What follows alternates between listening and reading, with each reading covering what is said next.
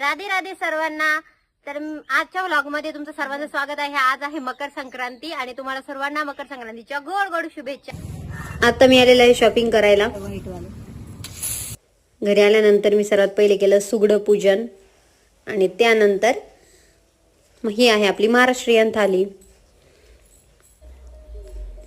तर फायनली मी आता झालेली आहे रेडी आणि आता वेळ आहे वाण देण्याची. तरी इकडे तुळशीला वाण दिलेलं आहे, त्यानंतर गाईचं पूजन करून तिला वाण दिलेलं आहे.